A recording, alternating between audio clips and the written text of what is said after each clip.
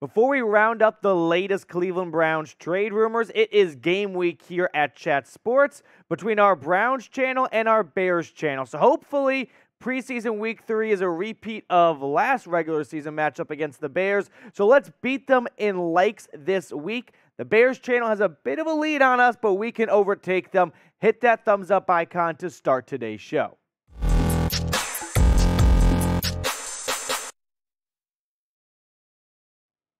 Welcome into the Cleveland Browns Report by Chat Sports. Matthew Peterson here with some pretty interesting trade rumors surrounding the Browns going on there right now because Kareem Hunt, of course, has been in trade talks for a while. We've got an update from Adam Schefter on that.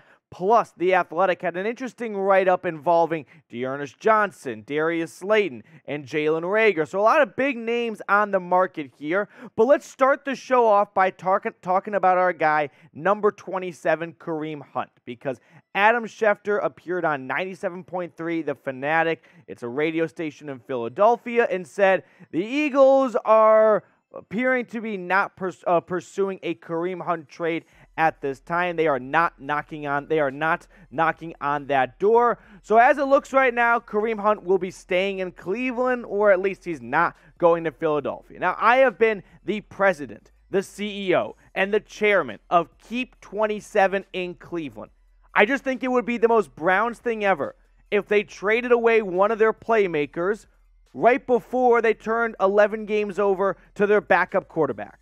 That doesn't seem like a very smart decision to make. You don't have to know a lot about football to go, you're rolling with your backup quarterback for majority of the season, and you traded away one of your most explosive players on offense that can help nurse along Jacoby Brissett until Deshaun Watson returns. That doesn't seem like a very smart move. And Andrew Berry is a pretty smart guy. Now, there is something to be said about Kareem Hunt, 27, entering the last year of his contract. Do you try and get something for him before he probably leaves in free agency? Maybe, but that means you're kind of punting on this season. I'm not punting on this season. I think the Browns are going to be above 500 when Deshaun Watson returns. So let's help make that happen by keeping 27 on this roster. If you agree, you can put his jersey number down in the comments. Now let's switch gears. Let's talk about the Browns maybe trading for someone, and that would be Darius Slayton. So Slayton has been on the NFL trade block for quite some time now for kind of an interesting reason, actually. It's not necessarily because Darius Slayton has been a bust, right, which we've seen with players like Denzel Mims and Jalen Reagor. No, it's actually because he's done so well in his first 3 years, he's set to make $2.54 million due to some contract bonuses, and the Giants are going, yeah, you've been good for us lately, but you haven't been good enough to be warranting that kind of pay bump this year. And we like some of our younger guys. Brian Dable's been pretty high on some of their younger wide receivers, and they want to see those guys get some reps and see what they can do, sort of the unknown aspect, which, if you look at the last 3 seasons for Darius Slayton, started off great rookie year, 5th-round pick out of Auburn who went for 8 touchdowns, but the last 2 years have been declining, right? From yards, production, touchdowns. The only thing that's been going up is the drops. So that's why the G-men are kind of out on Slayton. When you look at what he's done lately compared to his rookie year and what he is set to make in 2022, they'd rather keep that money and put it elsewhere. So that's why Darius Slayton has been mentioned in trade rumors you may have seen. And of course, it doesn't take a rocket scientist to connect some dots. The Browns need a wide receiver, it looks like. Darius Slayton could be got for cheap, should it happen. Now, before I give you more of my take on this, I want you all to be the GM. Be Andrew Berry. Trade for Darius Slayton. Should the Browns do that? That is the question right now. Give me a simple Y for yes or N for no if you think Andrew Berry should go out and make a trade for Darius Slayton.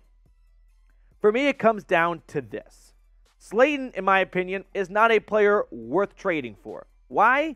Because the Giants have made it pretty public they're not very high on him, right? They like their younger guys, which means they are probably going to release him in 6 days. What time do you gain by waiting 6 days? Now, if he hits the waiver wire, that's a different kind of beast, and the Browns might not end up with him.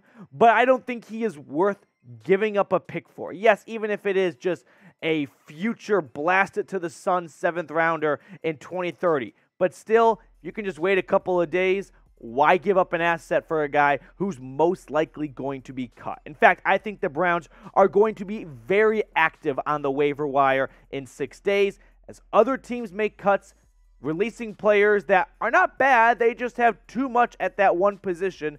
They can help the Browns out by going after a wide receiver or a defensive tackle. Now, there is something to, hey, the Browns just gave up a boatload of picks for Deshaun Watson. Do they even have picks to give up to go out and get someone like Darius Slayton, who probably would go for a 7th-round pick? We have seen a couple of these no-name guys go for future 7ths. And believe it or not, the Browns have 8 picks in 2023. As strange as that may sound after giving up a lot for Watson, they are not a team entering next year's draft with only like 3 picks. So despite not having a first, they've got some day 2 and a handful of day 3 picks after a comp pick coming their way. Thanks to Kwesi Adofo-Mensah going to Minnesota. They made some trades, including Troy Hill going to the Rams. So they're not in a bad spot. So they could make a feasible play for Slayton that wouldn't impact their draft capital all that much for 2023.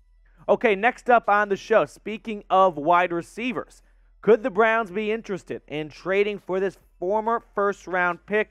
I won't tease you guys for much longer. You probably know who it is. This has been a name that's been all over NFL trade rumors, and now the Browns are in the seat of maybe looking at this guy. But first, I want to offer you guys a deal. If you have not subscribed to the channel, you can get a shout-out. Hit that sub button, and I'll be checking out 10 random new subscribers who will be on a future Browns report. This is what makes Chat Sports so unique, and in my opinion, so much better than the rest, is that you guys are a part of the show just as much as I am. You get to get your thoughts and your opinions on screen, and you get shout-outs. So hit that sub button if you would like to be on a future Cleveland Browns report.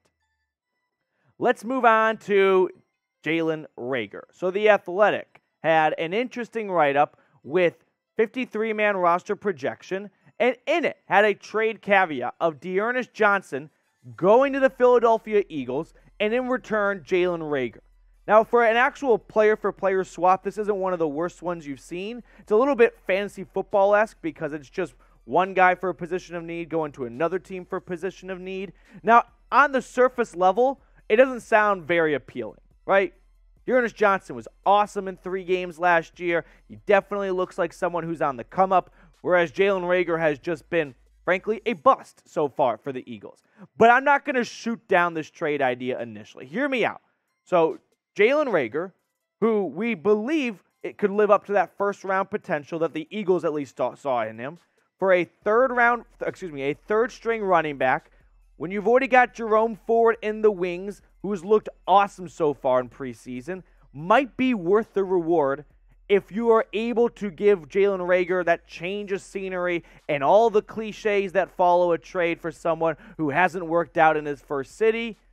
Might be worth a player who's most likely, if everyone's healthy, going to ride your bench, right? DeErnest Johnson got opportunities last year because of Nick Chubb and Kareem Hunt getting injured. What's to say if those 2 guys stay healthy, and all of a sudden you have this hidden gem in DeErnest Johnson, who will still get some carries here and there, but no more than 5 to 6 a game, if that, as long as Chubb and Hunt are healthy. And you've already seen that Jerome Ford is very capable of stepping up and taking that RB3 role, all for a potential high ceiling in Jalen Reagor when you need help at wide receiver. Now, Rager's not had a good start to his career. This is no secret. I'm not here to persuade you to say, Jalen Reagor, he's waiting to break out by the lake. No, it may all be a trade that amounts to absolutely nothing. And that's fine. That's just a part of doing the business of the NFL. But if you are able to capture something in Jalen Reagor, I think it's worth an RB3 when your RB4 and Jerome Ford can step in quite nicely for DeErnest Johnson. Because this wide receiver room for the Browns, I was in on it with Deshaun Watson being the quarterback for most of the season. I thought, hey, Watson can step in here. He can elevate DPJ, Schwartz, and make David Bell have a successful rookie season.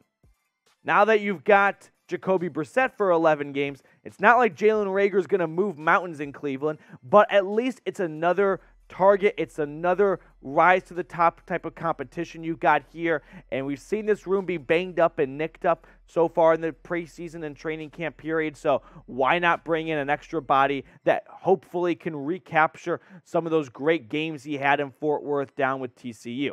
Now, I want to ask this question to you guys watching. Who do you think wins this trade, right? If it's an actual just player-for-player swap like The Athletic said, hard to say, right? Zach Johnson had a good idea here. Is it the Browns or is it the Eagles? I think a pick would have to come Cleveland's way to get Reagor off of Philly's hands. Now, Philly loves to run the football, so DeErnest Johnson to the city of brotherly love makes a lot of sense, especially when you factor in Miles Sanders dealing with a hamstring injury right now. So let me know who you guys think wins this trade down in the comments.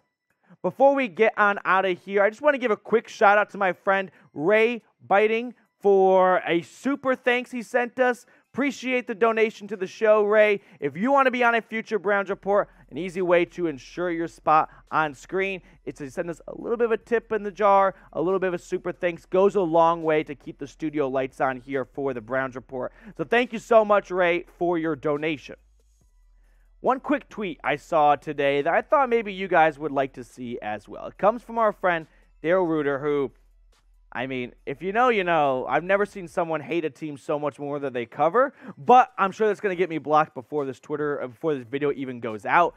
But he said Art Modell eliminated from consideration for Pro Football Hall of Fame for 2023. Gone in the first vote. After 3 rounds of voting, it's Dan Coryell selected as a finalist in the coach/contributor category. Now, this is something I think we can all cheers and agree to.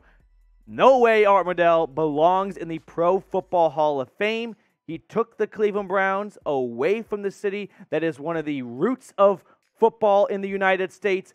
F. Modell in the comments section to wrap up today's show. I know maybe some people out there are going to defend him and put some blame on the city of Cleveland, and that might be true, but I don't care. I don't give a rat's ass about Art Modell or the Ravens, the Crows, so spam F. Modell in the comments section below.